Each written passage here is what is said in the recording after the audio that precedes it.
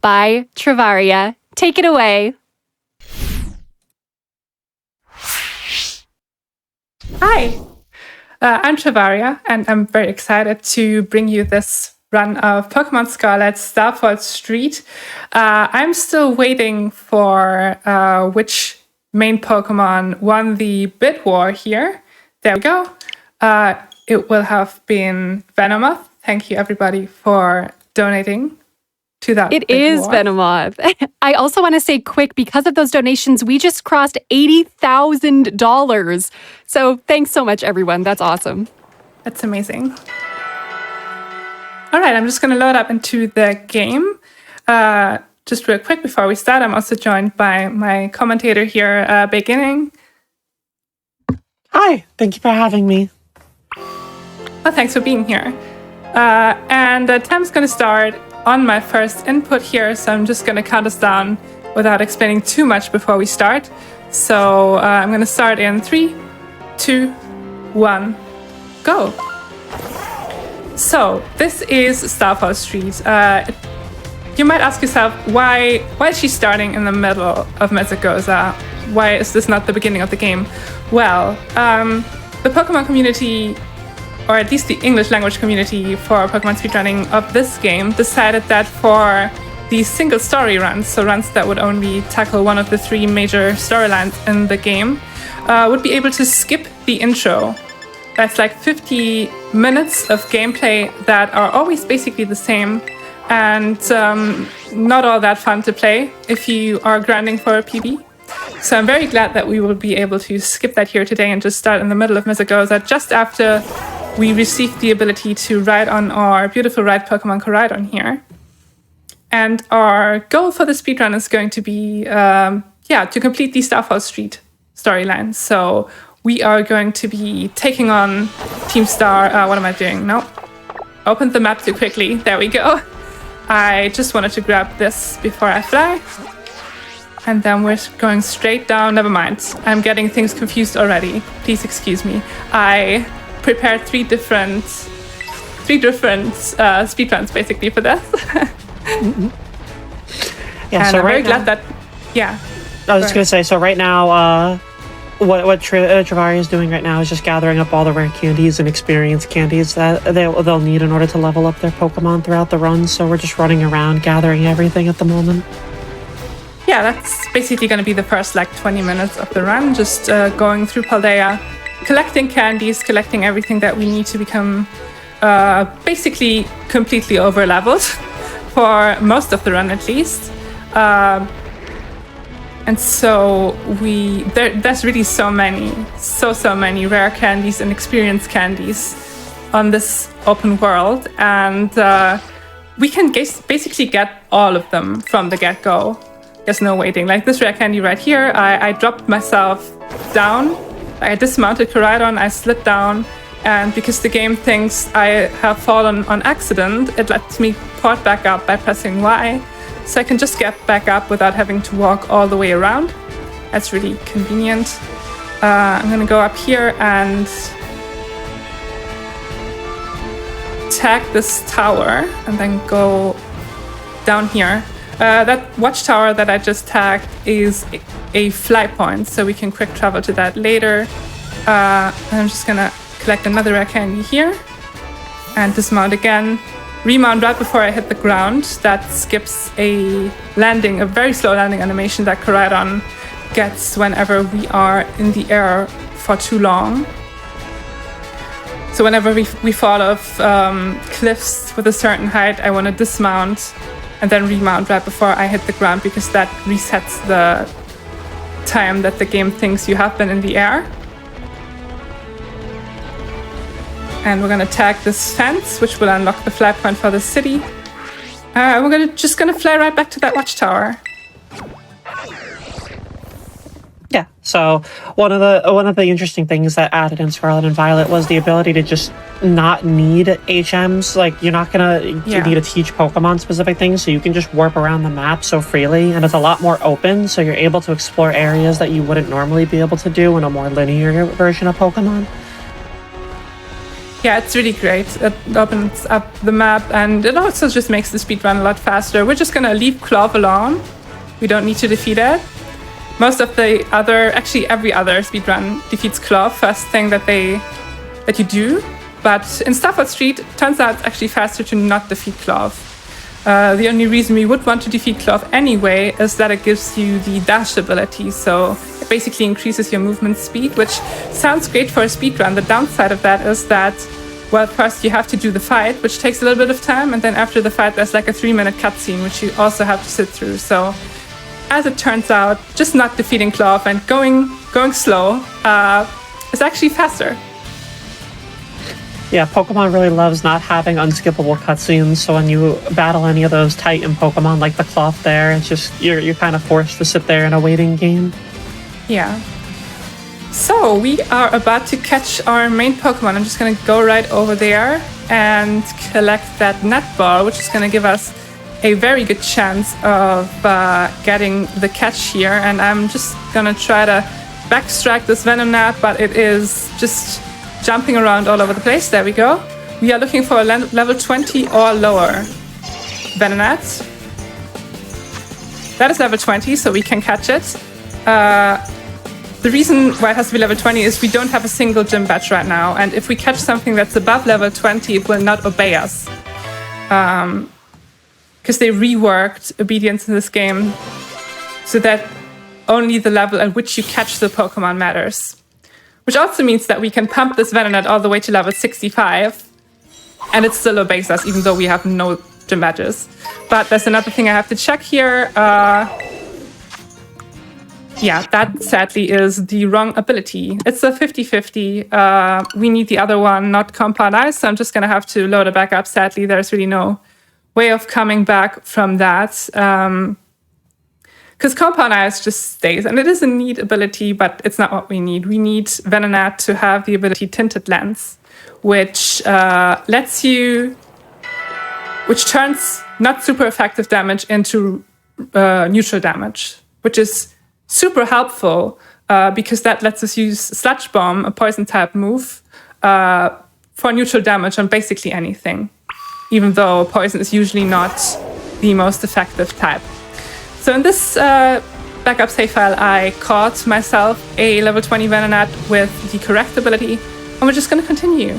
Also, by the way, this would now be the time to close the naming incentive, because we caught our furry friend, and now it just needs a name. So yeah, for sure. So it is now going to be my favorite evolution, Leafeon.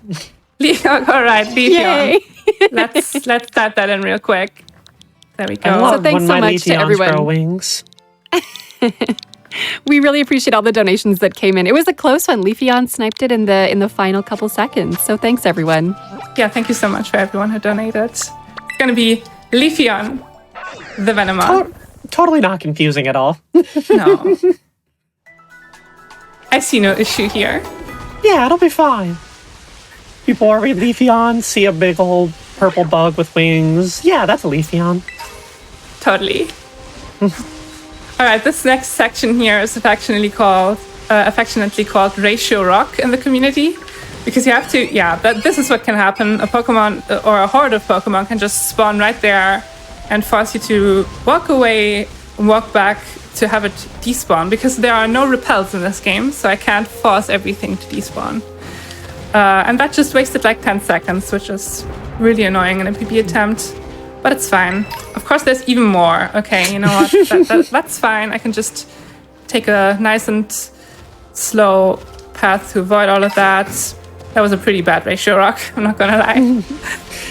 And what you're seeing Trivvaria do there is, if you've ever watched a Super Mario 64 run, the BLJs, or the backwards long jump, was kind of the name where you would get a lot of height from going backwards there. So in Pokemon Scarlet and Violet, the runners have figured out that you can actually do that backwards long jump, and instead of having to unlock the climbing mechanic on higher sloped rocks, you can just do those backwards or long jumps or those BLJs. So you'll occasionally see Triv turn around and start jumping backwards to try to climb up the rocks there so that she can get the height that she needs. Yeah, it's kind of funny how close to each other these 3D games that released like over 20 years apart actually are. Let's not think about that too much, though. Just Nintendo things. Yeah.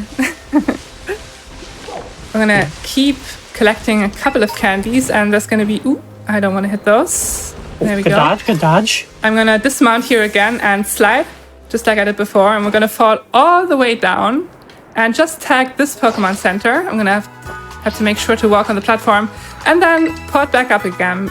We just unlocked this fly point, and we're gonna be flying to that in a couple of minutes, but for now we want to continue onward up the mountain.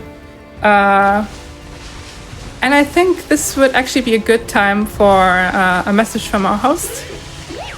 Yeah, for sure. So now that those bid wars are done, I just want to direct everyone's eyes to some new incentives that are open, because we just got 2 brand new ones as well. First of all, we have one for Haiku the robot, which is coming up after this. And we have 2 options, dunk the robot or don't dunk the robot, which saves the frames. So let's decide if we're going to dunk a robot or not today, if we're nice or not. And secondly, we have Resident Evil Village choose the perspective. So with the DLC, we had the option to have third person because the game is naturally in first person. So you can choose whether we'll play the game in first person or third person. So get those donations in, select your incentives, and let's see what happens. Good old dunking the robot. That sounds like fun. Yeah. The only robots that I want to see us dunking here are the river rooms coming up. Oh yeah. They are definitely gonna get dunked on. Anyway, we are continuing up this mountain. This mountain is can be pretty annoying because there are Pokemon here called Greavard, whose whole deal is that they burrow in the ground and try to trick you into running into them. So it's pretty hard to see them sometimes, especially if it's snowy outside. Luckily, this night is pretty clear. So haven't hit a Greavard yet. Just in case we do hit a Greavard, it would be quite over leveled. I think they're like in their 30s, and this Venonat again is level 20 right now. So just for safety, I picked up a couple of Pokédolls, which I can use in battle to get away from a fight.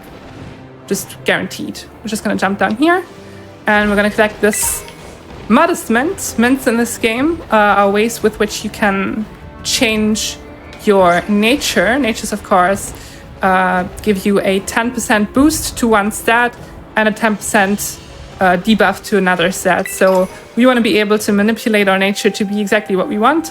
Modest nature gives us plus 10% on special attack and minus 10% on attack. But since we are only going to be using special attacks, that is the best thing that we can get, basically. Yeah, there's a bunch of different natures, pretty much to add plus or minus to every one stat each every time. There's some that are going to be completely neutral, but like Triv was saying, the modest is the one we're going to be going for here, since Venomoth is primarily a special attacker. Especially with the moveset that we're going to be getting over time for it. Yeah, the moveset actually ends up being super strong. We're going to be going through that in less than 10 minutes, but did not want to jump. Did not take my jump input. That's unfortunate. But that okay, is that's why we got the Pokédoll. Level 50, yeah, that's why I have Pokédolls. Those Murkrows are also in a very awkward spot, and I wish this is Pathra, which is despawn. Okay, it did. Yeah, that's not gonna work. Okay, that's some awkward spawns. So I'm already down to just one Pokédoll left. Okay, that's one more than you need. That is true. I just wanted to get to that L candy. That's right here. Can't miss that. Yeah, that rock can be very tricky with all the Pokemon that can spawn on there, and not being able to have all of the Koraidon upgrades because you're not doing the Titans. Yeah. Movement on these slopey mountains can get quite tricky without all of the movement upgrades, so I actually had to take real good care that I didn't slide off the edge there to the sides, because there's basically no way to get back up outside of just flying back to the peak of the mountain, which would be very slow. So really have to make sure to avoid that. Energy ball. Okay, I'm just going to go down early here. Energy Ball is a move that we will be using for safety a lot later in the run. It's not going to be part of our main move set, but yeah, it's basically going to help us against a couple of water types on the final 2 fights. Love Energy Ball. One of my favorite grass type moves, honestly. Yeah, it's definitely great. And it's definitely just great that we have it right on the path, you know? We just went there, picked it up. Super strong move. I mean, this is an endgame area, and we just kind of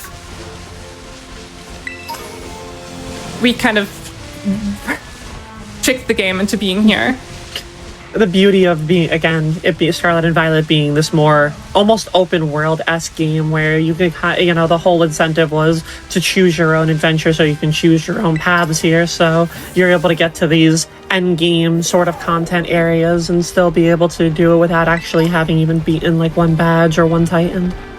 Yeah, if you know what you're doing, you can go basically everywhere except the actual end game. Well, that's just because there needs to be a story trigger for that. Anyway, we are approaching the first base, first Team Star base right over there. That is the fighting base in the back. But we're actually not going to be tackling that quite yet. We're just here to collect the fly point on the Pokemon Center and collect another candy that is on the other side of this first cutscene, where we will be introduced to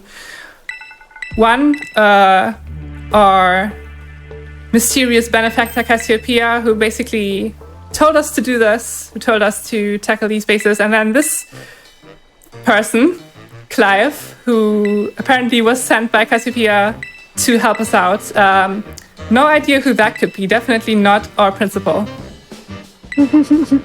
No, they're a student. I mean, we've seen throughout the game, there's going to be students of various ages. The academy here does not discriminate toward age. No, definitely not. Yeah. I think Clive is just another student just like us trying to do their treasure hunt. Yeah, definitely. Nothing suspicious here. Anyway, there's one more L candy that is, like I said, locked behind this cutscene. We're going to collect that and fly right back to that Pokemon Center that I dropped down to earlier. And I think this would be another good time for a word from our hosts.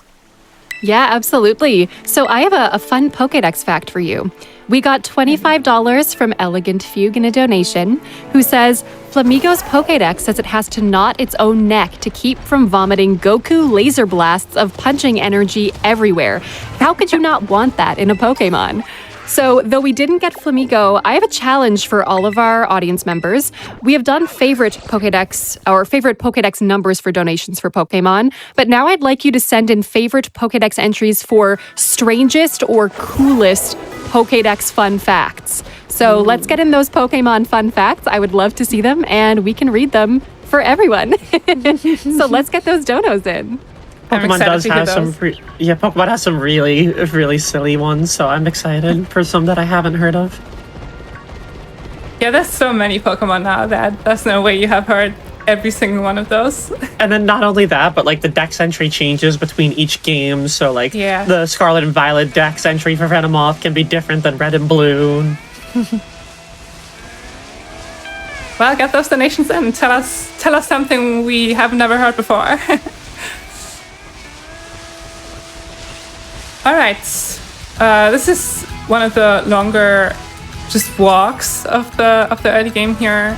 We collect this one M candy and then just kind of pass by that town down there. And also, right here to the left is the gate to the endgame area, the absolute endgame that, again, we cannot enter right now. Maybe one day we'll find a way. Well, you'd have to play any percent to get there. But that one is 5.5 hours long, so we don't have time for that today, I'm afraid.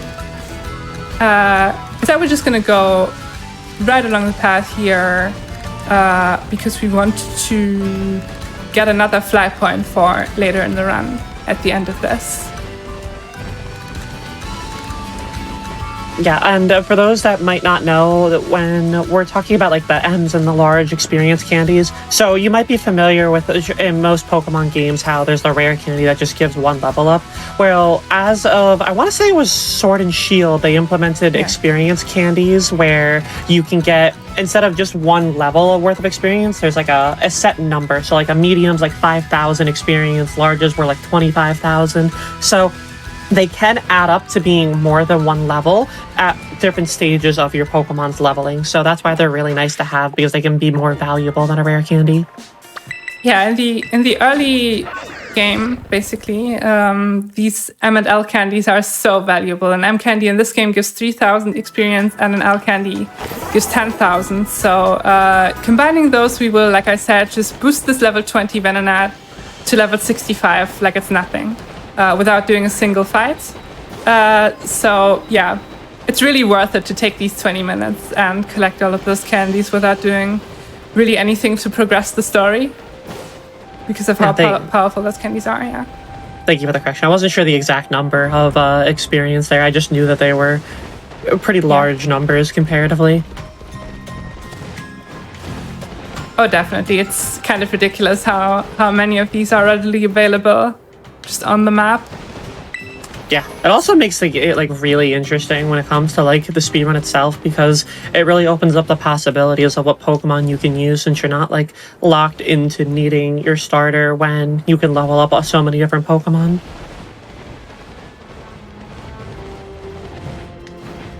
We've been getting really fortunate too with the weather in the game here. Not really having anything right now, but, you know, fingers crossed.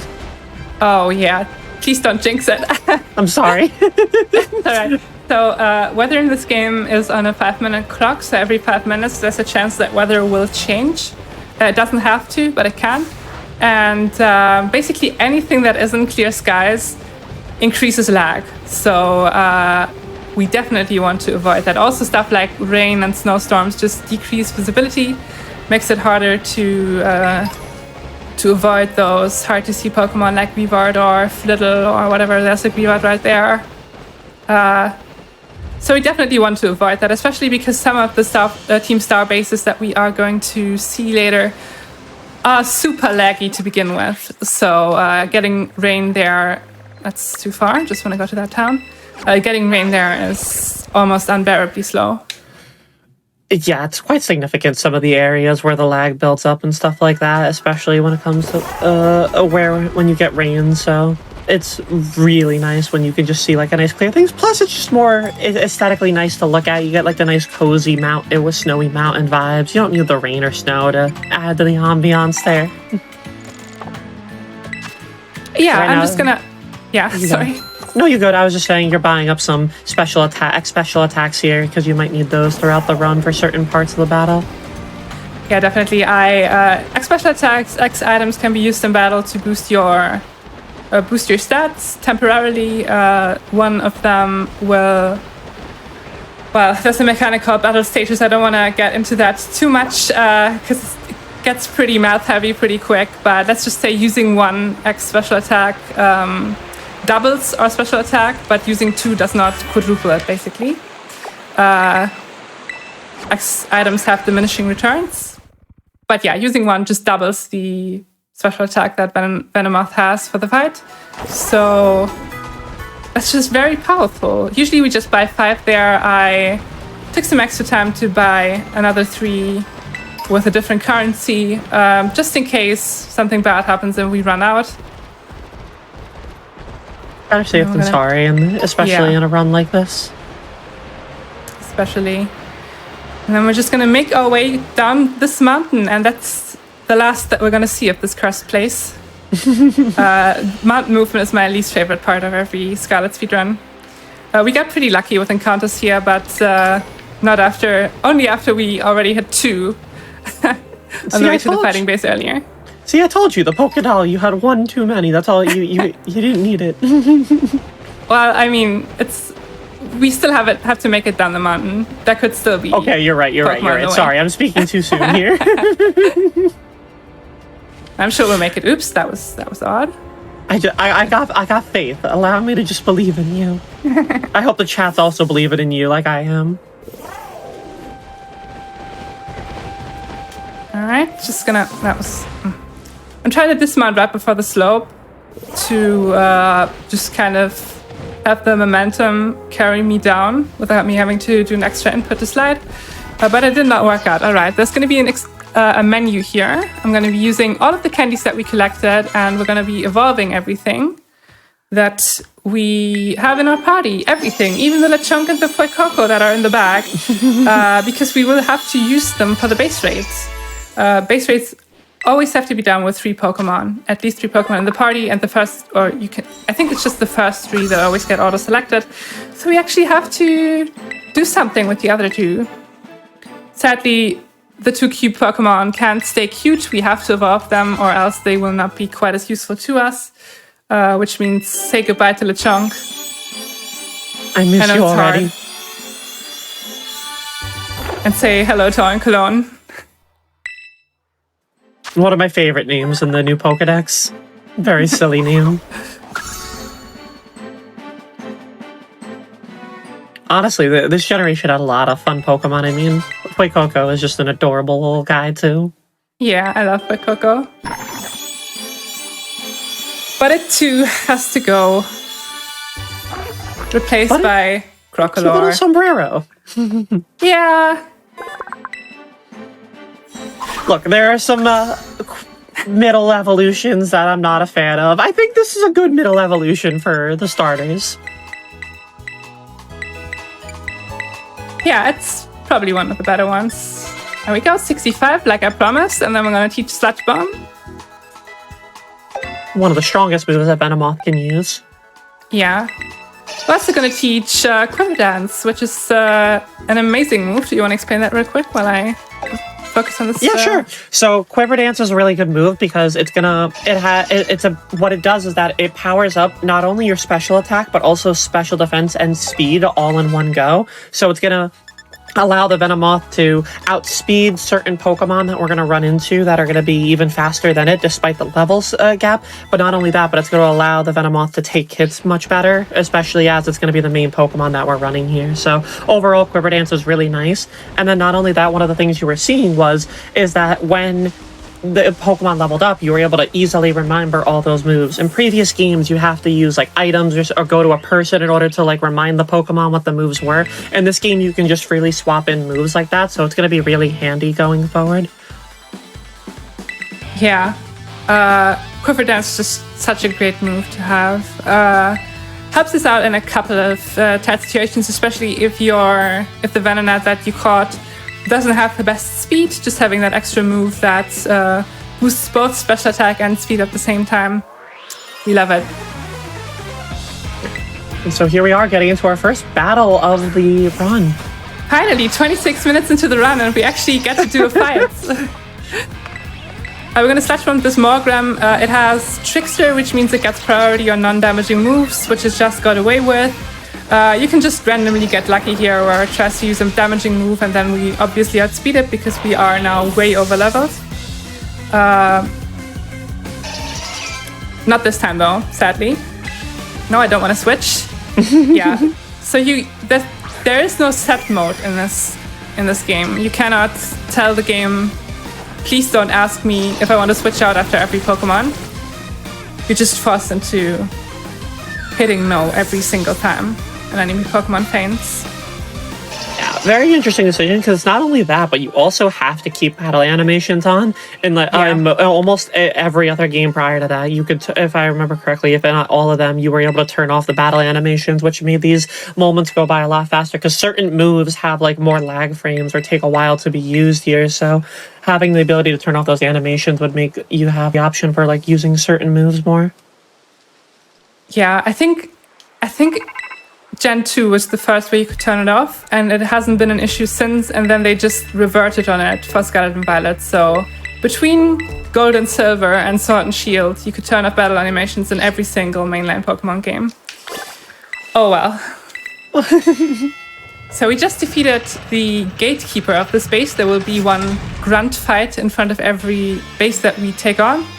And then that will be followed by the base raid, which is kind of the main thing of this particular speedrun. these base raids, we will be using the Let's Go feature, which is new to this game, where we can send out our Pokemon to collect items for us and also do auto battles, which is what we are going to do right here. So we can just send out the Venomoth and it will take on those Jigglypuffs for us, and we can just keep walking.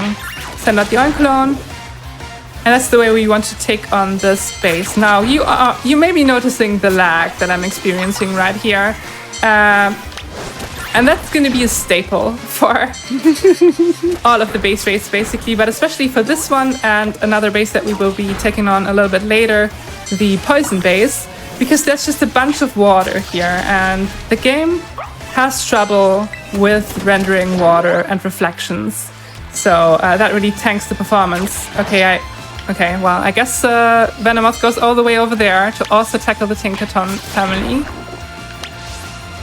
So what you saw right there was because the Oinkologne and the Crocalor went down early doing the auto battles due to their levels, Triv went to that vending machine which healed up the 2 Pokemon so that she could continue to use them to help out getting through this as quickly as possible. Yeah, I've actually run out of, or the 2 have already fainted again, so I'm kind of trying to get to that vending machine over there. What I want to do here is keep the Venomoth busy while I use the vending machine, because it can keep fighting while I fade to black here. So ideally I send it out against a group of enemy Pokemon here, so it has a couple of things to hit while I heal.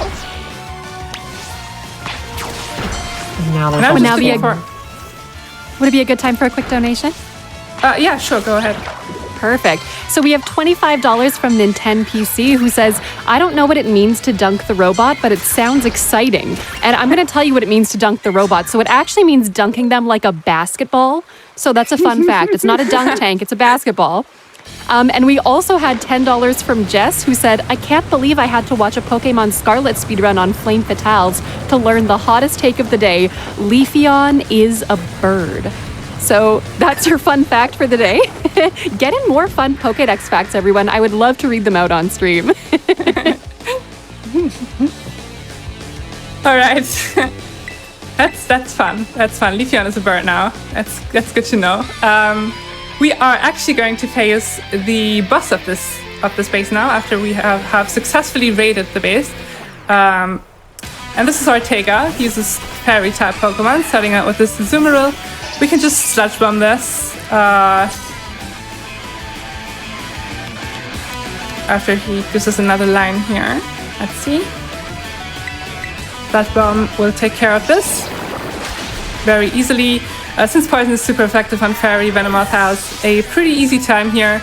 The current world record route for this uses Quaquaval, which was also an option on the Bit War. And Quaquaval is a part fighting type, which is in turn weak to Fairy. So, yeah. Yeah, Venomoth is like the safer option, is the safest option, and like the main Pokemon being ran, especially as it has a lot of good damaging options and super effective moves for some of the first couple fights that we do. So yeah, you can see right now we're just getting through the fairy types here. There's what is it? I think 5 Pokemon that Ortega has here. So this is again the first 4, part. Yeah. Of it. 4. Okay. Ortega has 4. We just burned through his 3 regular Pokemon, and out comes his ace. The Starmobile, which is I guess it's a Revavroom, but not really, because it's fairy type, and it also doesn't have the stats of a Revavroom. Instead, it has just flat stats. It's kind of hard to explain. Usually, boss Pokemon in Pokemon games still use like IVs and EVs, you know, those hidden values, and then the regular stat calculation formula to get to its final stats. Not so with these. No, they just have flat stats. So they just type numbers into the game apparently directly without using their regular calculation. These Starmobiles are pretty odd, and I'm pretty sure I'm going to be talking about them when we get to the later boss fights. But yeah, that was the first one. Yeah, and normally Revavroom is a steel poison type, so the fact that it changes based off of the Starmobile here was really nice, as this one was like a fairy type. Yeah. This base is one of the stronger ones, level-wise. I think it's the second highest level. So just being strong against it, based on the type, is really, really good. Again, Quaquaval really struggles with this fight, so that's what Venomoth has that Quaquaval doesn't. This also introduces us now to post-base cutscenes. So after you defeat every one of these bosses, that will trigger a cutscene where they basically explain why they turned bad. Because Team Star apparently back in the day was a group of bullied students banding together to stand up against their bullies. But nowadays they have kind of become the bullies themselves. Now we're just kind of trying to figure out why that is. And so we get a little bit of backstory every time we defeat one of the bosses.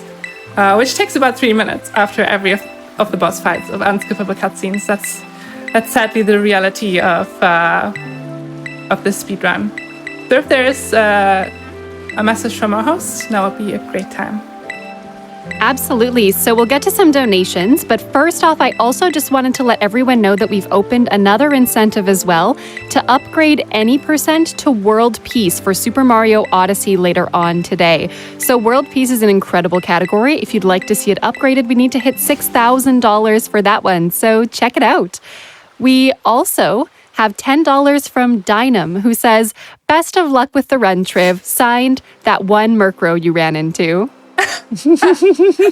Thank you so much, Dynam. Dynam, another runner of this game, who specifically developed a Honchkrow strat for the speedrun, which I did not want to include because it uses a very inaccurate move called Hurricane, which would not have been safe for a marathon setting. If that misses, it can really mess up your day. So shout outs to Dynam. Yeah, we the only also time have... Oh, sorry. Oh, no problem. I'll let you finish and I'll come back. No, you're good. You're good. My point was Sure. irrelevant. Okay. We also have $10 from Sandy Beach, who says, "Do we see Airy in this run?" I'm sorry, what? I'm not sure. Do we see who? Do we see Airy? E-R-I, Airy. I believe it's a character Yes, in the game. yes. All right. Yeah. Right. Obviously, I'm just getting confused right now. I need to go to... Yeah, I'm lost. Please excuse me. You're good. That's where I need to go. Yeah, so Airy is the fighting type Starfall Street person, so we will be getting to see them toward the... I think it's the last one you battle here, if I remember correctly. Not quite the last one. No, okay. We are going to take on the poison base next, and after that comes the fighting base. I completely zoned out there for a second. I'm sorry, but thank you so much, Sandy, for that donation. It's okay. You got this. You got this.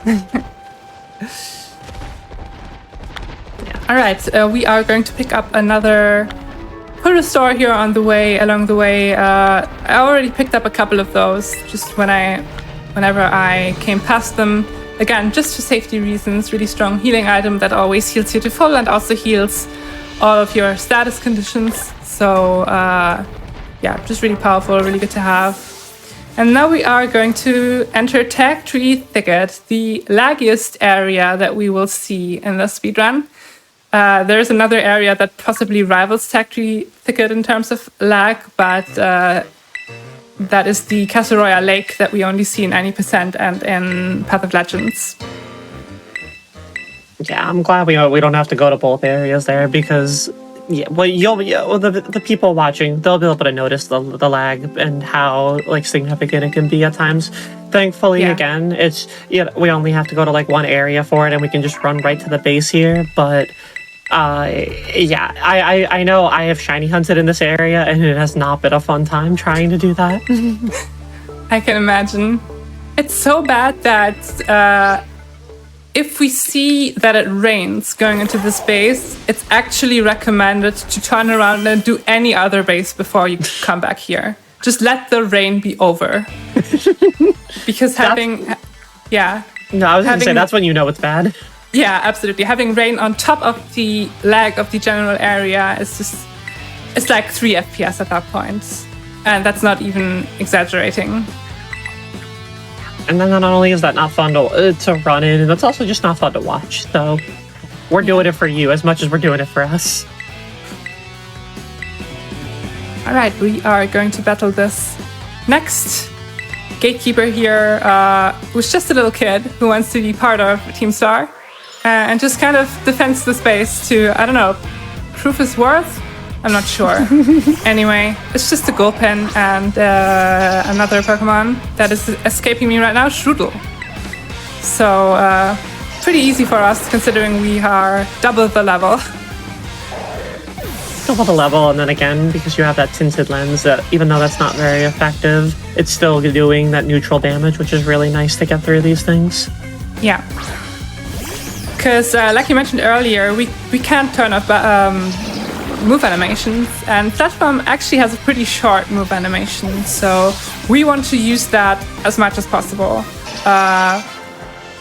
On the other side, we have Psychic, which I also taught on the menu earlier, and Psychic has a super long animation. Sadly, there is really no way around it, I think, at the moment with the Venomoth route, because we have to use it at least once, probably even twice, in the fighting base specifically. But yeah, Psychic is like a 6-second animation, where Sludge Bomb is maybe 2 or 3. So that really would add up across the run if you just kept using Psychic instead of Sludge Bomb. Which you would have to do without Tinted Lens, fighting a poison type, right? Yeah. It's honestly something you don't really like take into account very much when you're just playing the game casually, like how long those like battle animations can be, but they really do. Like if you like sit there and like think about it, you can really just see how long some of those animations are, especially some of the more like epic, explosive ones that they try to do, where they really try to make them seem all powerful. They just add a lot of emotion and like length to it. I mean, I enjoy having battle animations in a casual playthrough, but I just wish we could turn them off for the speedrun. I agree. They're very satisfying to watch when you want them. Definitely. So I have to take a very specific route through the space because we have to end up back in the center. We have to kind of loop around and get back to the center of the base before we hit 30 Pokemon defeated here. The reason for that is, for some reason, not ending up in the center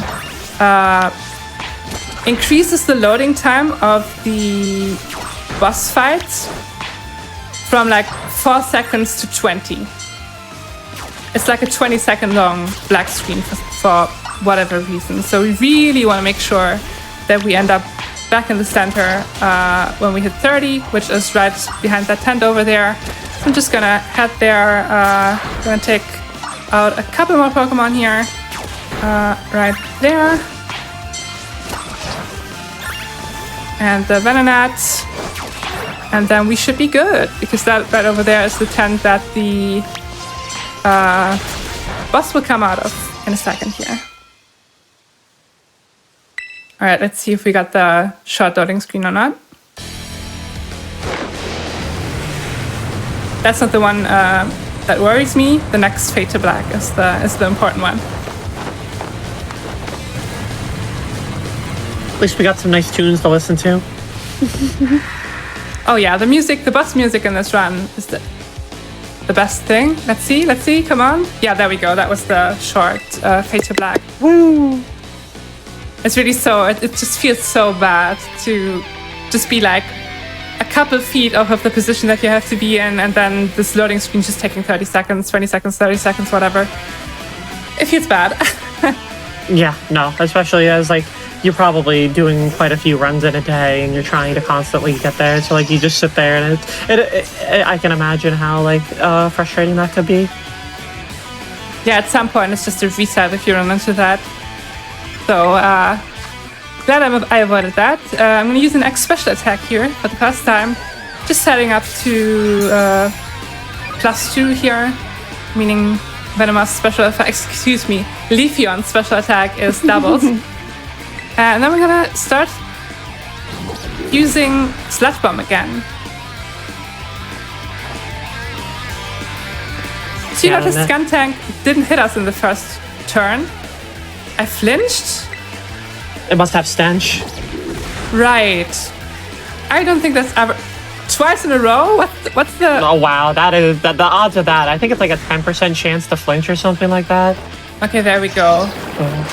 Honestly, So- I don't think that's ever happened to me. Oh On this wow. fight. So Stench is a ability that Skunking can have where when you do contact moves, you have a chance of flinching the Pokemon even if the move itself doesn't normally have a flinch chance. So pretty much that was just very unlucky there. The odds of that happening, as Triv was saying, she doesn't think that's ever happened to her before. That's just my luck, though. Get it all Stuff out of the like way this. at this point. It's better now than, against like Airy or something like that where you yeah. take more damage. Yeah, definitely. I could have tanked a couple more of those sucker punches. I mean, it would have run out of P at some point, but I'm glad that I didn't have to. All right, out comes the next Starmobile. Another interesting thing about these fights is that they don't give experience, these boss fights. So we don't actually grow and level from them. We're just gonna stick right at level 65. And I'm pretty sure the reason for that is these Starmobiles, because they aren't actually Pokemon that you could register in the Dex or could catch in the wild. They are kind of their own beasts. So I think that's why they made it so that you don't get experience from the fights. I appreciate the uniqueness of them trying something like this. It did very much catch me off guard, though, when I started to have to battle the Starmobiles the first time I played through this. Oh yeah, I got absolutely destroyed. I think I did the... I'm pretty sure I did the dark base first. I don't think I got destroyed there, but one of the bases I got so blindsided by the Starmobile and the special abilities that they have that I completely lost just to that Starmobile. Yeah, I want to say Atticus might have been the one that I actually had trouble with when the first time I ran through here. And I remember, no, it was, because I remember I was so upset with how laggy it was that I had to restart and redo it all after that and have to go back into the lag. That's so unfortunate. Is this cutscene all a good the time for some updates? Yes, please. Okay, perfect. I just wanted to quickly update everyone because Resident Evil is coming up in 2 runs. We have the double incentive party of having a choice between third person and first person. So we can see the lovely Ethan Winters, who we never really get to see if we choose third person. And we can get a double Ethan Winters feature if we also unlock the Ethan VTuber cosplay. So we need $3,500 and we're just over $725. So let's push for that. I'm also going to get a fun Pokemon fact in for you as well quickly. We have $25 from an Onyx Mouse who says, a haiku dono seems to be appropriate to dunk the robot. For Pokédex facts, Magcargo's temp is higher than the sun's surface. Thanks so much, Onyx Mouse. We love the fun fact. That's such a strange fact. Because it feels like it would just burn through the ground or whatever. Yeah. Too hot melts everything. There's videos that I've seen of like Pokedex entries and stuff there were like literal, and like Magcargo one is always one where they're like, yeah, Magcargo's lava can just burn through, is more powerful than the sun, and they just like draw a diagram of like Magcargo just burning through the ground.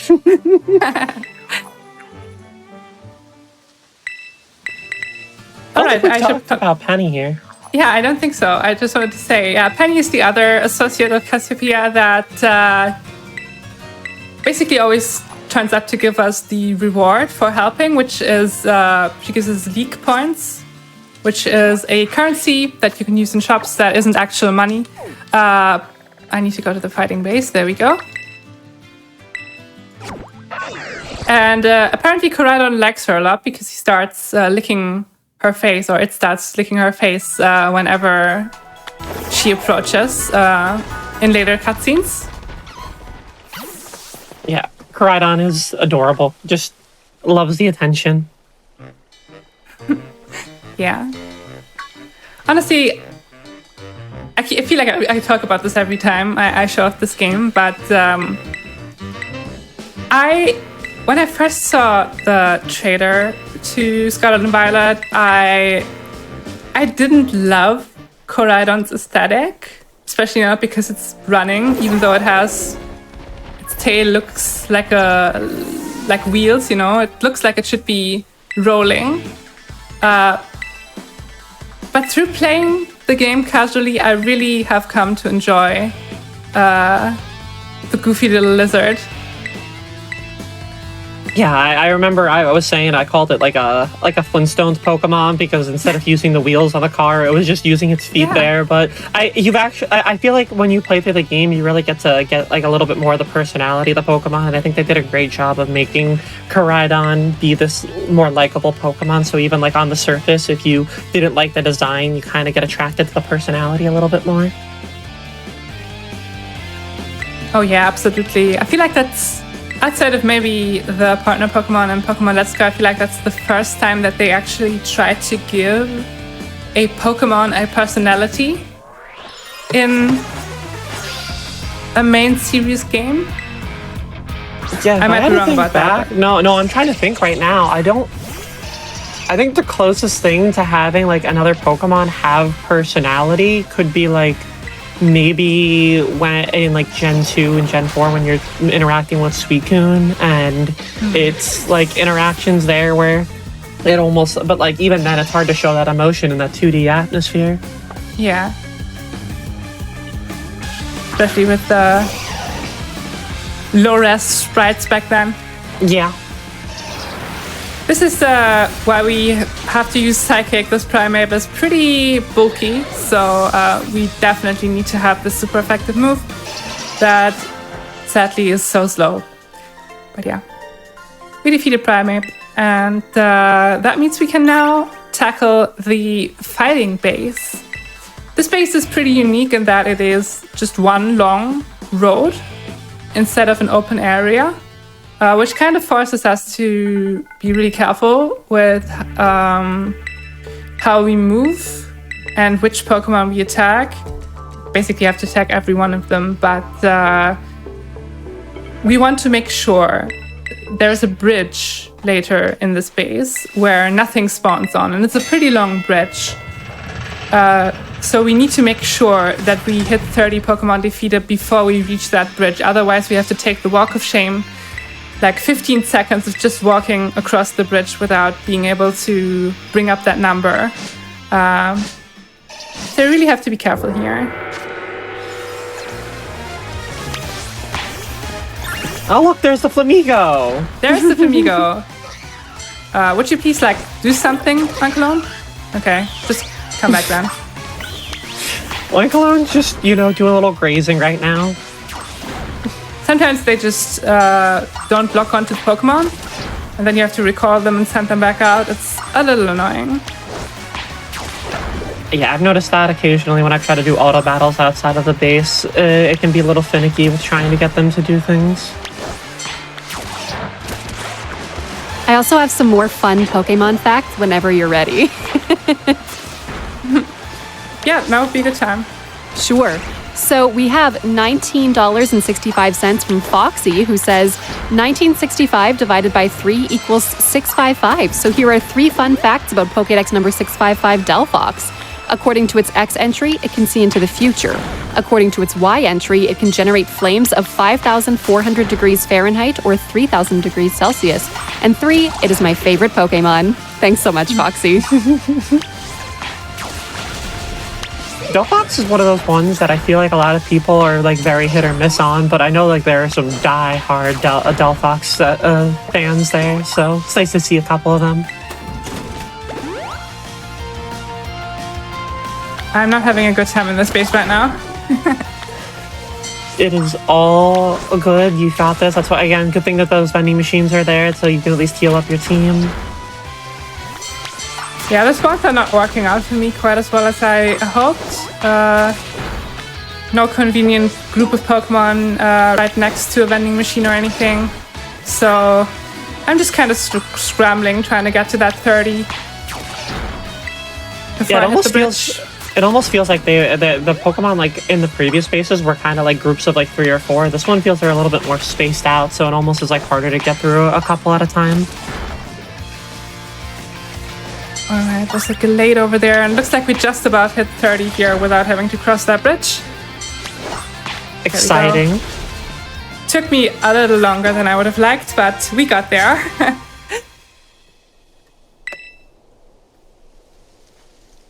And now it's time to find Eri, the boss of the fighting base. Who's the strongest in terms of levels of the 5 people here. So this one would typically be the toughest one for people.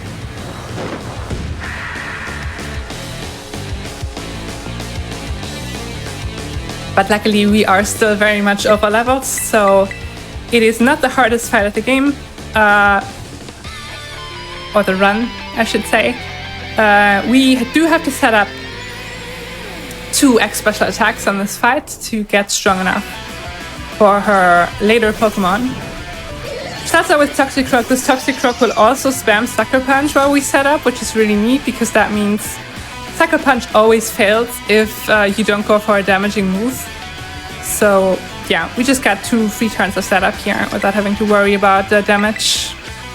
And what's also nice is that this thing doesn't have Stench, so when it goes for Sucker Punch, it can't clinch us. Yes.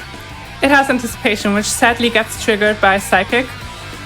Anticipation just basically tells you if the enemy Pokemon has a super effective move against you. And yeah, Psychic's super effective against fighting poison, which generates a little bit of a text box that takes time to clear, so we don't like to see it, but there's really not much we can do about it. Okay. There's the Sucker Punch.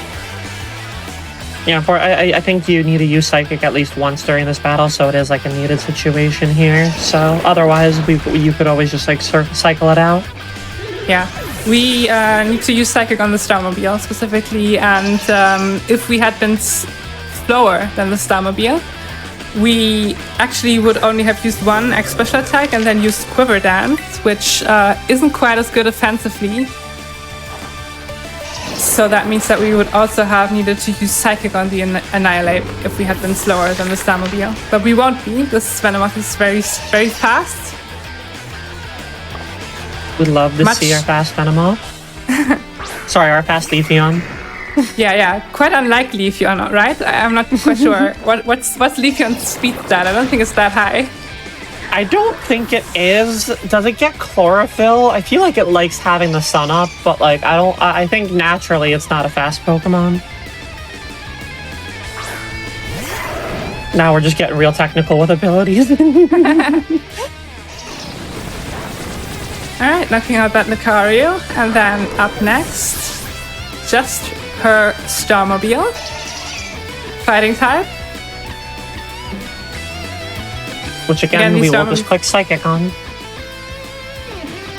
Yeah, this one we just click Psychic on. So another fun fact about the Starmobiles, they reset counters on moves that get stronger on repeat usage. So if you use something like Echoed Voice, it resets the counter on this Pokemon. So let's say you've used Echoed Voice to one-shot every single one of Eri's Pokemon, then Echoed Voice should be, I think, like double the power by the time you reach the Starmobile, but it just resets it, even though you've kept using it back to back. Why? We don't know. It's just another one of those things with the Starmobiles. Starmobiles are just quirky. Yeah, they're not like the other Pokemon. I think that's definitely true. All right, well, another cutscene right here. So if there's another message from the host, now would be a great time. Heck yeah, we've got some fun updates. So we had a flip in the Resident Evil perspective before third person was winning, but first person has now completely taken the lead, which means we're not going to see Ethan Winters from the back, sad. However, if you would like to see Ethan Winters on our VTuber in cosplay, hello, we can hit it with $3,500 to see Big Scared and the VTuber in a cosplay, which will be super fun. We're almost a third of the way there, or just under, so keep pushing. We can hit that in a couple runs, I believe. And one more fun fact for all of you as well. We had $25 from Doodlebee, who says, yeah mask or yeah masks entry is totally fine and not horrifying at all. Each of them carries a mask that used to be its face when it was human. Sometimes they look at it and cry. That is depressing. Thanks so much for the fun fact, though. I think some of the ghost types have some of like the saddest or like creepiest entries out there. Which like it's a ghost, so like it makes sense, but like still, you still gotta feel bad for them.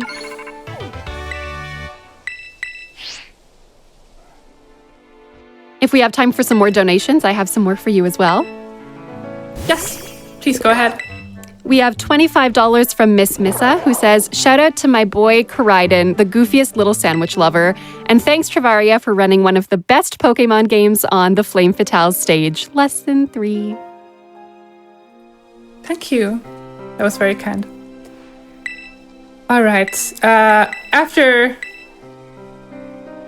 Karaiden goes to sleep here and we chat a bit more with Penny, we will be going on to the No, it's not quite the last base yet. It's the 5th base out of 5, which would be the Fire base. Featuring one of the characters that I was most excited for, purely based on aesthetic when the trailer dropped. Same.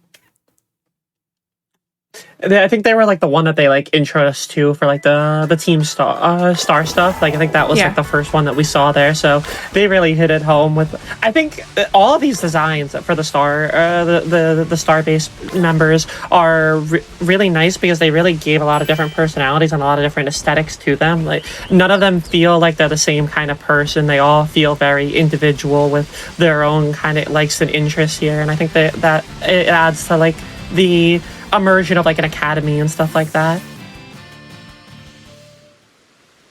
Oh yeah, definitely. They're just very, very unique designs. Yeah, I appreciate it. All right, we're approaching the Firebase. Like I said, there's gonna be a little bit more of a cutscene right here. And this one is one of the weaker ones. So these Pokemon are just going to be like level 20. So we are going to be blazing through these last two bases with really no contest. Nothing can stand up to us here in these fights. So even the bosses are pretty much a pushover. Nothing they can do against the level 65 Leafeon. And the best part too is that these were on the typically the last 2 bases that we're doing are normally some of the first 2 that people do. Your lower level Pokemon are also not gonna have as hard of a time, so you'll probably be able to speed through the auto battle part a little bit easier. Yeah, there's basically no way that Crocodile and Oinkolon will faint in here. Only exception is I need to make sure that I don't send out Crocodile against Nummels, because Nummels are part ground type, which Crocodile is weak to, so Crocodile can actually feint against those. But that's really the only thing I have to look out for. Outside of that, I feel like the base rates play the nicest in these 2 bases, because yeah, you have to care less about your Pokemon fainting, or you get to care less about that. And also, these bases lag way less than the higher level bases for some reason. So it's smoother, feels nicer to play. And this actually finally gives me the opportunity to explain a little trick that I've been doing in every base, or at least try to do in every base, which we call a stop and go. We're going to be seeing that a couple of times here once I enter the base. But basically, every time I send out one of the Pokemon to auto battle with the R button, there's supposed to be this animation where the player character stops in their tracks and just points and sends out the Pokeball, basically. And you can't move during that. It just kind of stuns you for like a second, basically. And there's a way to skip that animation, to cancel that, by just kind of timing it so that just like that. Timing it so that the animation where the character stops moving overlaps with the animation of sending out the Pokemon. Okay, that's good. Which means I can keep moving. Yeah, okay, I failed it right there. Which means I can keep moving and it will go over faster. That was good. Yeah, you can really see the difference right there when the times that you do get it and the times that you have to like stop moving for yourself. That's really unfortunate that those were nummels. Thankfully, at least you had some other Pokemon that spawned right next to it, so it wasn't you didn't have to run away from them too much. All right, I think we're about done here. No fancy positioning needed in this base to try to spawn anything in. Just get it done as quickly as possible. Yes, just as fast as possible. There's going to be another thing in the dark base right after this, so we have to mind our positioning to avoid a 20-second loading screen. But not in this base. We just kind of want to get through as fast as possible, get as many of those stop and goes in as we can, and now fight Mela, who's the character I've been talking about. She just looks so... I love her design. It's amazing. Yeah, definitely one of my favorite designs in all of Scarlet and Violet. Now, we've been talking a little bit about like the quirkiness of those Starmobiles, and if I remember correctly, another thing that's like quirky about them is you can't actually crit those Starmobiles at all, correct? Mm-hmm. Yeah, so if you have a move that does like always crits, like Flower Trick, it's just like, nope, doesn't matter. For some reason, you're just not allowed to crit the Starmobiles. They're just so strange. And I wish we knew what the developers intended there, why they did what they did. Did they think that it was going to be too weak if you could use Flower Trick against every one of those? I don't know. Yeah, it's very interesting. I remember when I was learning about that, I was like, that feels like an interesting design. Almost felt like an oversight more than like a design choice. Hard to say. All right, that is Mela. 4 out of 5 bases down now. Just 1 to go. And then we will maybe finally figure out why the bullied have become the bullies.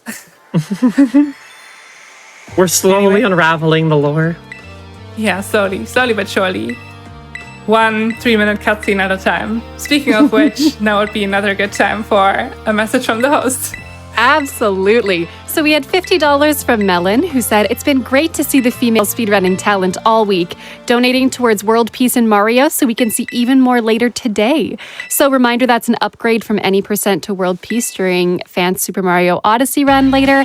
And just reminder that all of these incentives can also go towards the bonus game at the same time. So you can pick an incentive and go to our bonus game of A Hat in Time, which unlocks at 93,000. So you can choose to upgrade World Peace. You can get our Resident Evil perspective, first person or third person. You can get our Resident Evil cosplay. You can dunk the robot or not dunk the robot, and still go towards A Hat in Time for our bonus game later this evening. So that's pretty exciting. Make sure to select what incentive you'd like it to go towards and get them in quick because our games are coming up very fast. I'll also be on the commentary for the Super Mario Odyssey run, so I'm very much looking forward to that one there. Ooh, yay, another fun reason to upgrade it then. We also had $25 from Trainer Renate, who says, "I always love watching the Scarlet and Violet speedruns. Good luck, Trivvaria. You got this." Well, thank you. Trainer Renate was actually the host for my first ever marathon run that I've done with, well, just in general, but also with Pokémon Scarlet. So nice to hear from you. Aww, such an awesome host. I have another Pokemon fun fact if you'd like. Yes, please. We had $23 from Vicarious Vice, who says, "Here's $23 for the national dex number of my favorite Pokemon, Ekans. Now for some little-known Ekans trivia. Did you know in Pokemon Red and Blue that Ekans' official artwork depicted all of its bands as yellow, but in Pokemon Yellow and onwards, Ekans has only been shown as having a single yellow band on its neck? Happy to see my favorite Poison Noodle will be coming back in the upcoming Pokemon Scarlet and Violet DLC. Hooray!" I think Ekans and Arbok deserve a little bit more love, so I'm glad that they're going to be back here. Yeah, we love all of these fun facts. Keep getting them in, everyone. We love seeing your donations, and make sure to send them towards some fun incentives for Haiku, Resident Evil, or Super Mario Odyssey. All right, time to fly to our final base. Back to that town with blue roofs that we jumped in really, really briefly earlier to unlock the fly point. And we're not going to go into town here either. Just going to turn right around and head to the final base of the run. Now the run won't be over after that. We still have to defeat the final couple of fights. Okay, that was not the correct way to trigger this cutscene. Took a little longer than it was supposed to, but that's all right. We got the cutscene triggered, and that's the important part. That's all that matters. Clive shows up again with his big hair and short shorts. Remember those? I like that he does like the anime thing where he like pushes up the glasses with 2 fingers. Very mysterious with it. Super mysterious, yes. Very in touch with the youth. He understands us.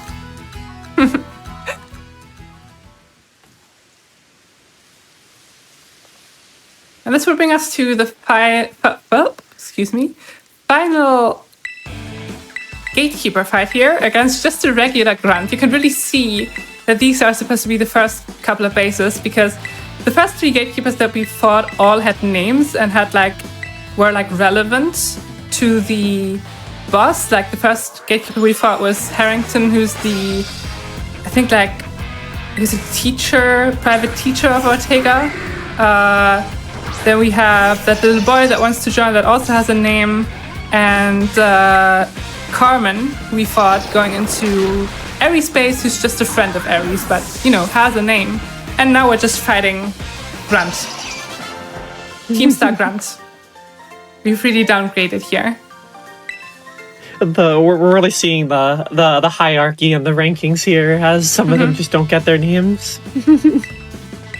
Yeah, Mela also has just a regular grunt guarding her gate, so not the only one here, the dark base, but kind of sad, because the boss of this base, I think, is said to be the de facto boss of Team Star, even though Team Star doesn't have a boss anymore.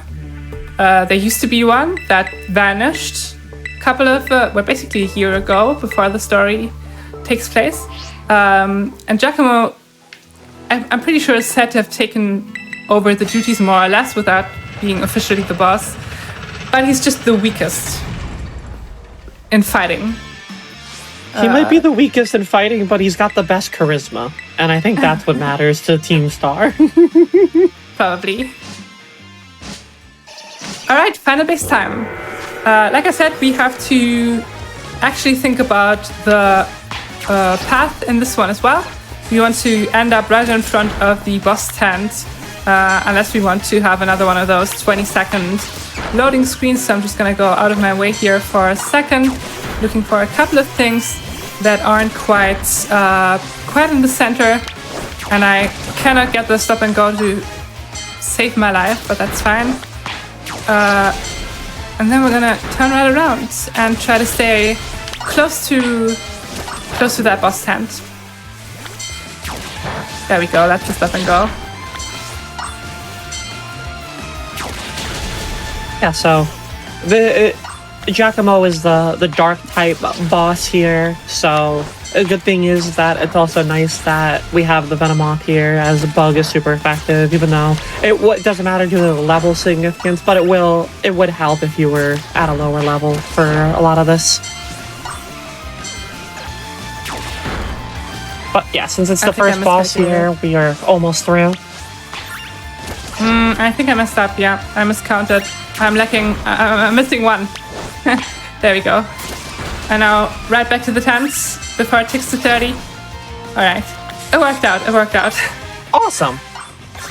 Just those, I forget what the name is, pawn yards would have only added up to 29. So I had to find something else really quickly before Venomoth was done with them. Yeah. Pawniard's one of those ones that I really like. That we're not going to see it, but they got a third evolution in this game, and it's one of my favorite Pokemon that they added in from this generation.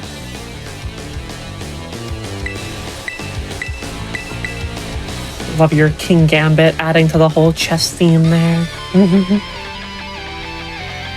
Yeah, that was definitely a fun evolution with a unique, what do you call it? Unique way to evolve it. Yeah. Yeah. So these are steel types which are completely immune to poison, so Tinted Lens does not help us there. We will have to use Bug Buzz for this. And since it's also part dark too, you can't use the Psychic. Not that you wanted to over Bug Buzz, but yeah, you're pretty much restricted to only using one move here against the Pawniard. Yeah. But that's fine. We will also use the Black Buzz for the Starmobile, which is also dark type. Not sure if Sludge Bomb would knock this out, but yeah. I'd be surprised if it wouldn't. Yeah. Not that we want to experiment and find out right now, as we're getting close to it. We'll take the safe knockout. Yeah. And just like that, you've gotten through all of the Starfall bases. Now, there are still, as you were alluding to, there are a couple more battles that we have ahead here, but we got to get through this dialogue section here. Yeah. And so I know that we're going to head back to the academy at this point for the last couple bits of the run here, as I think it's only, what, 2 more battles? Yes, there are 2 more fights left in this run. And then we are done with it. So Getting this is down to the nitty-gritty of it. yeah, this is another good opportunity for some donations. Yeah, I know that we have those 2 big fights right now, or they're the last 2 fights that are going to lead into the end of it all here, so we are going, and they're the toughest ones that we have overall, but that's why we got to the higher level that we did at this point. Yeah, and we definitely want to be focused on those, so like I said, now would be a good time for donations. Yeah. We do need a moment here right now before that. So. All right, never mind then. Yeah, you're all good. It's fine. No problem at all. It's okay. We got through the dialogue anyway. We are just waiting for this cutscene to end, which I guess is something that I could still talk about while we are in this cutscene. You are not hearing any meshing right now, and that's not just because, some background noise reduction here, but also because I'm not actually meshing right now. Instead, the Pokémon Scarlet and Violet leaderboards allow the usage of Turbo, which is a function in some third-party controllers that you can use for the Switch, where it just meshes for you, which is really good for your handheld. And I would really recommend if you're doing a long RPG speedrun, and it is allowed on your leaderboard to maybe invest in a turbo controller, so you don't have to mesh through 3-minute-long cutscenes after every Team Starbase. Love that. God, I know for a fact, especially these like Switch Pro controllers, I know I've definitely like jammed a couple of buttons over the time of using them, so being able to use just the turbo button is really great. It's very convenient. Yeah. All right, we are now supposed to meet with our benefactor Cassiopeia. To wrap this up, we're supposed to meet them in front of the gate of the school. But before we get there, we are actually going to get rid of our trusty partner Pokemon here. We don't need them anymore. Then we are going to teach Energy Ball. It's been a long time coming. Why do I teach this over Psychic? I should have known. The slow move can go. All right, and then I'm actually going to save. And I usually don't want to save in these speedruns because that would ruin the save game that you set up, and you ideally want to reuse them and not have to play through those 50 minutes every time. But I saved for marathon safety. This save file will be ruined because of it, but that's fine. And turns out Clive is actually our principal. The shocking of a lifetime. Who could have seen that coming? And not only that, he went from wearing shorts to wearing long white pants by just pulling off the shorts. You know, the magic of, we'll just say the magic of anime. Sure, makes sense. Well, we're gonna fight Clavel. He sadly has probably the worst boss battle theme in the entire game, but that's okay. We are going to get rewarded with the final boss theme of this run. I do need to set up a next special attack here. There we go. Yeah, it almost doesn't feel like fitting for like the second to last boss of one of the 3 main storylines here. Just I feel like it should. I wish it generated a little bit more hype here instead of like suspense. Yeah, because Clavel shows up and says or claims that he is Cassiopeia, and that we need to fight him to get to our goal. Of course, we get yawned here, so I have to stall another turn. We're just going to use Quiver Dance. Doesn't really matter. Yeah, that is one of the concerns about the Orangaroo, is that it has yawn.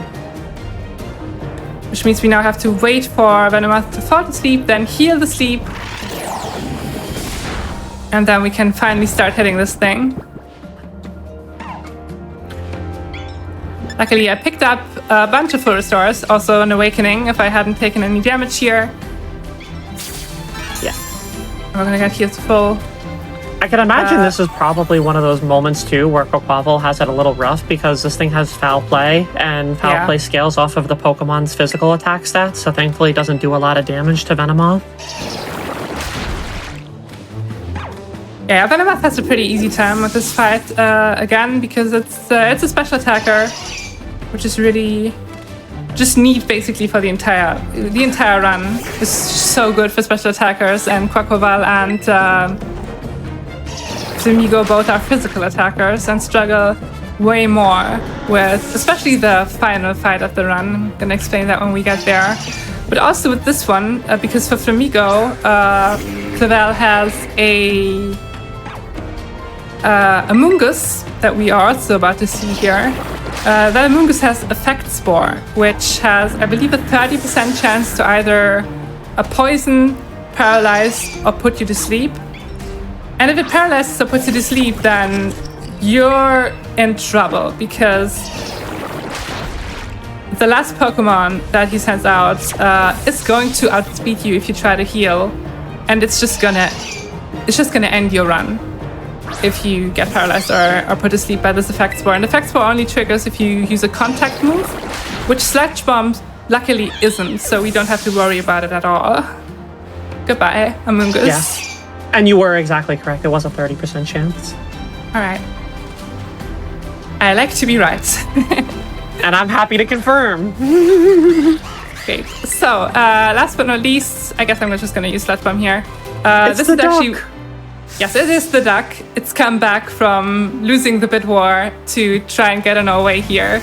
But we won't let it. Since I was able to set up to +5 on the special attack, Sludge Bomb is also guaranteed to knock it out. Usually, you would only set up to +3, which in that case, I probably would have used Energy Ball specifically for this and one more Pokemon on the final fight of the run. That takes out Quaquaval and also takes out Clavel. We have defeated him. Woo! And I think it's the first time we actually get to see the main gimmick that got introduced here of the terrestrialization. Yeah. That's right, I didn't even talk about that. Yeah. So yeah, terrestrialization, you basically can change the type of your Pokemon mid-battle. It's a neat feature. In this situation, Clavel actually used water terrestrialization on his water type, which doesn't change the type but boosts the water type moves that Quaquaval uses in that situation. So still a very good thing to do. It is pretty slow because the animation, as you saw, takes quite a lot of time. So we usually want to avoid it as speedrunners, which is why I haven't been using it. But yeah, most of the major boss battles that aren't Team Star bosses use the terrestrialization on their ace Pokemon. Yeah, anyway, it's a really neat feature. Yeah, absolutely. And it can help in certain scenarios, even in the speedrun. We definitely would have seen it with the Flamigo route, but that's not the one we got.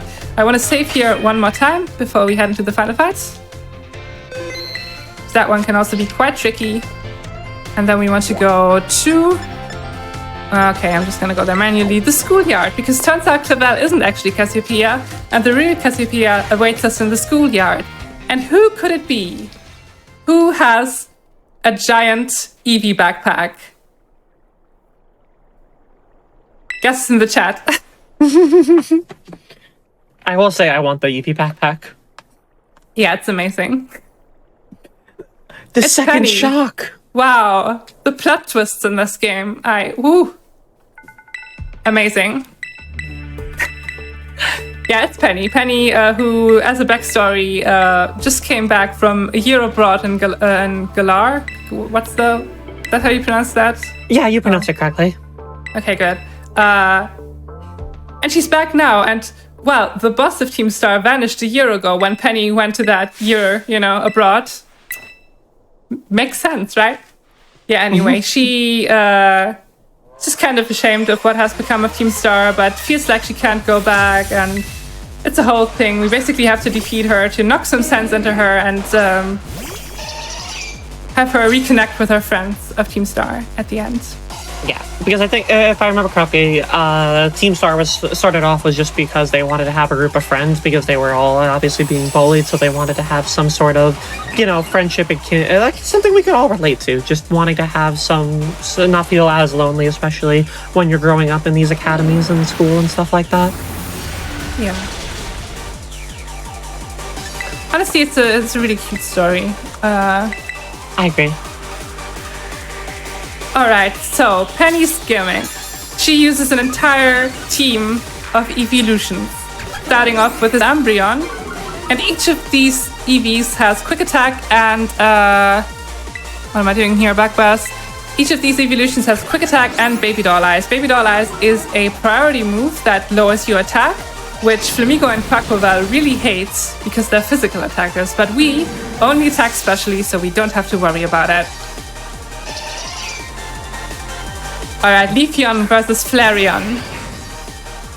Who will come out on top? It's Leafeon, of course. We will prove who the true evolution is. Yes, Evolution Battle Royale. Vaporeon. This is the other reason why we got Energy Ball, which I'm just going to use here, so we used it at least once. Vaporeon's a really specially defensive, bulky Pokemon, so it really helps to have that Energy Ball for the super effective damage. Alright, next to the chopping block, Jolteon. Leafeon versus Jolteon. Leafeon takes it. And who might be next? Who's another evolution that we could still see? That's right, it's Leafeon. It's the Leafeon mirror matchup. We got the true mirror matchup, finally. We built up for it. Yeah, but sadly this Leafeon has super effective Sludge Bomb and the other really can only use quick attack against us, so it's a very easy fight for us. And yeah, her final Pokemon, her ace, is Sylveon. The icon himself, Sylveon. Yes. It's also going to Terrestrialize here to Fairy, again, just boosting the Fairy type moves of Sylveon, but doesn't matter. Sludge Bomb's still super effective. And gonna make quick work of this. Final Pokemon of the speedrun.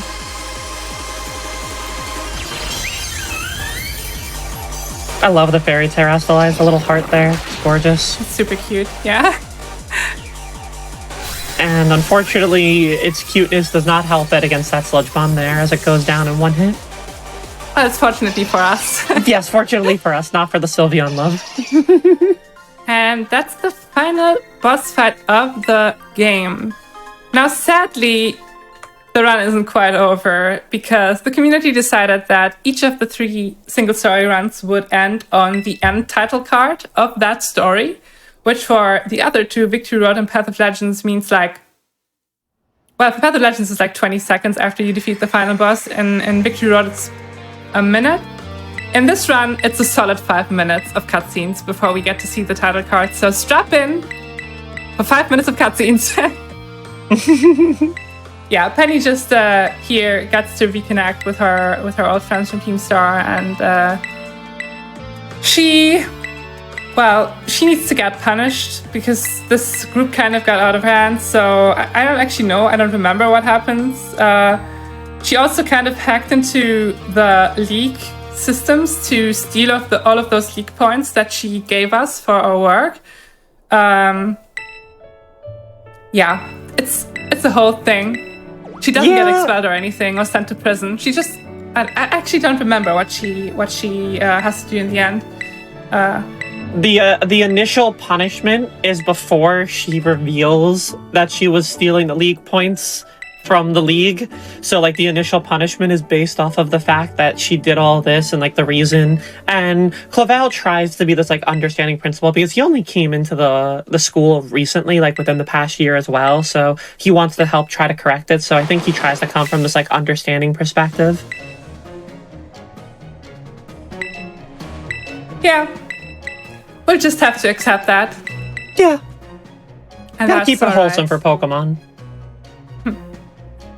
Until the Area 0. Yeah. Which we luckily aren't going to see all of the psychological trauma that is tackled in that section of the game. We just come here. As much as it is like that, I will say the like story behind it right there is absolutely like one of my favorite stories in like all of Pokemon is like the post game stuff. Oh yeah, I really enjoyed it casually, but it's really slow in the speedrun, and that's why we don't play it in this. We just come here for the good vibes, connecting with friends, you know? Yeah. We get to end on the wholesome note of friendship. Yeah. And who doesn't love friendship?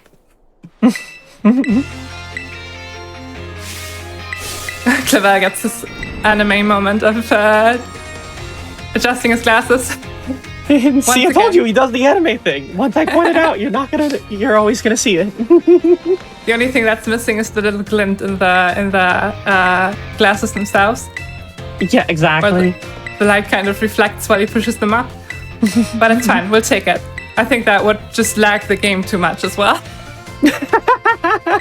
Even though it's a cutscene, it still would have lag. Yeah. Optimization, never heard of her.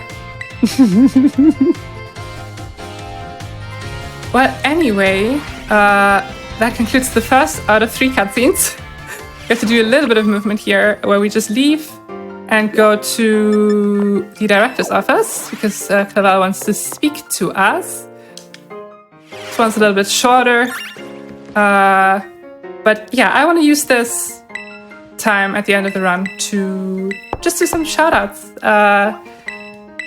In general, thank you so much to the organizers of Flame Fatales for having me, for letting me be part of this amazing event. And yeah, I'm really glad I could be here and help raise money for an amazing cause. So I'm really thankful for that. If you want to see more of me, you can follow me on Twitch at twitch.tv/Trivvaria. Well, we just exit the building here. There we go. And if you are interested in picking up this run or any other Switch Pokemon speedrun, there is a Discord server that you can find on the speedrun.com pages of each and every Switch mainline Pokemon game. The community is always happy to help and welcome newcomers to the fold. And yeah, if you have any questions about that, feel free to reach out. All right, we're almost done here. Almost done. Just want to talk to Penny one final time.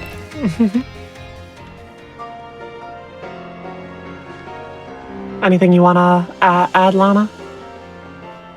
Well, let's wrap up with one final fun Pokemon fact, okay?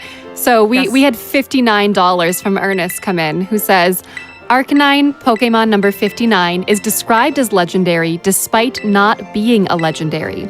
It is also capable of running 6,200 miles a day. If I could make any Pokemon real, it would be Arcanine. Thanks so much for your donation. I love that Pokemon too. Arcanon's great. All right. So time is coming up here. The title card is going to pop up. It's just going to say Starfall Street complete.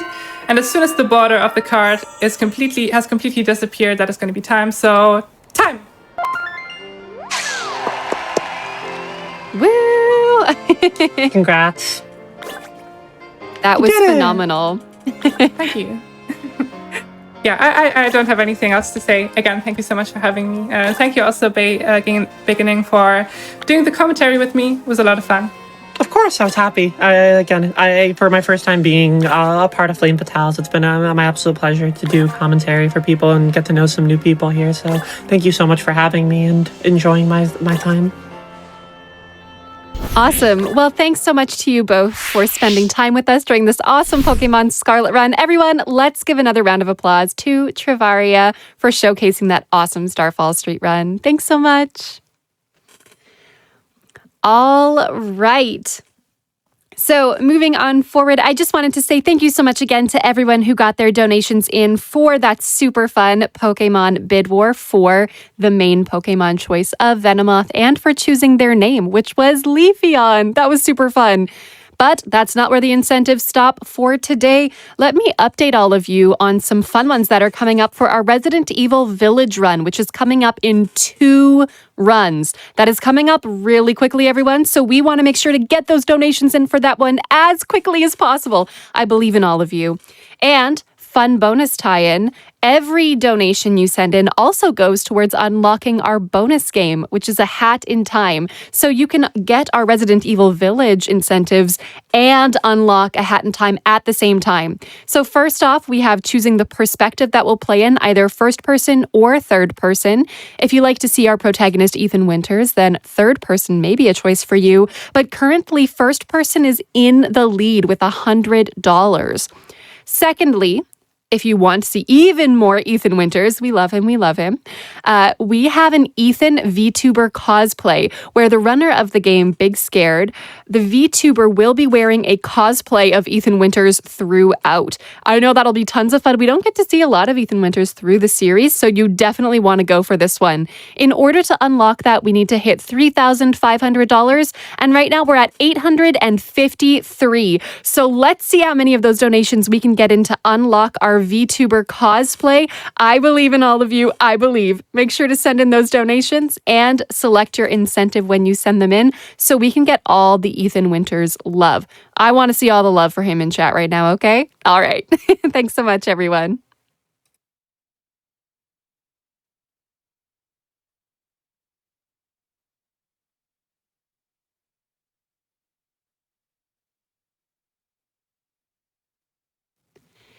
We also had $60 from the Wagner family, who says, "It's been such a great week of runs. Much love to all the runners, crew, and everyone that makes this event happen to support this awesome cause.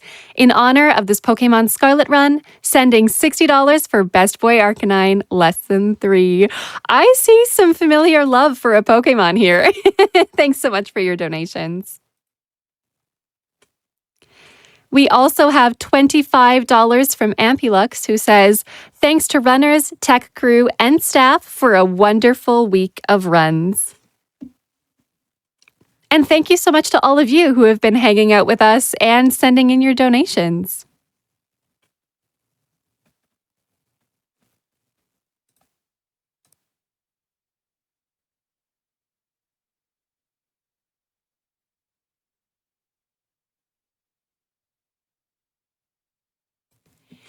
All right, next up we have a video from Malala Fun. So let's check this out together.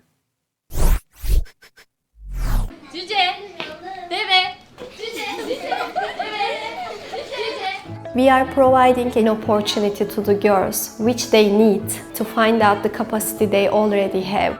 Because once the girl has an access to education, then her life becomes to change.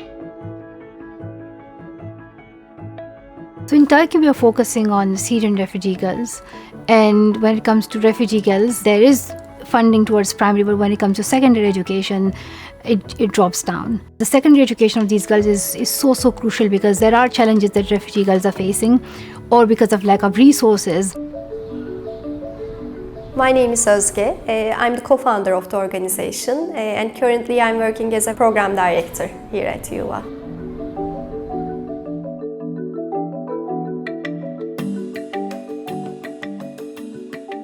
Since March 2019, I'm representing Malala Fund as an education champion here in Turkey. By opening community centers around the country, we provide education services and social activities both for the refugee community and the host community in the country.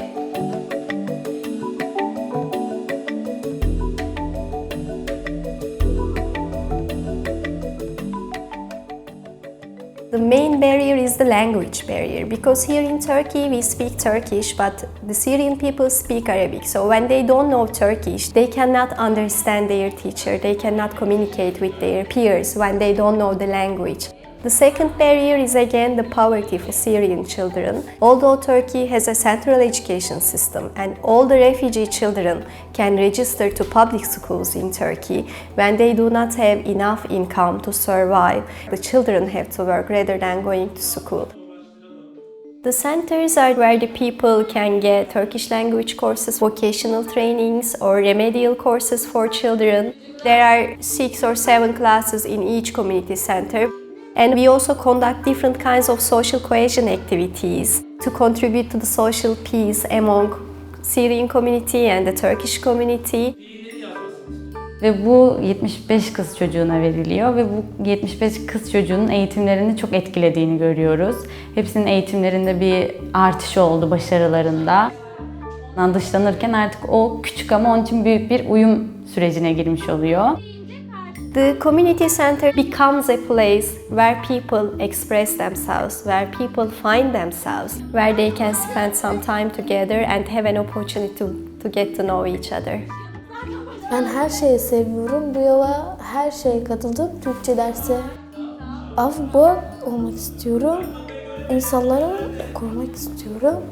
Bunu Avrupa'da böyle çocuklara hakları vermek için. This is what we provide to children through Malala Fund support. It's a really important opportunity for the Syrian children in Turkey. Hopefully, all the children will have the opportunity to benefit from this experience. And hopefully, all the children, all the girls especially, will have access to education.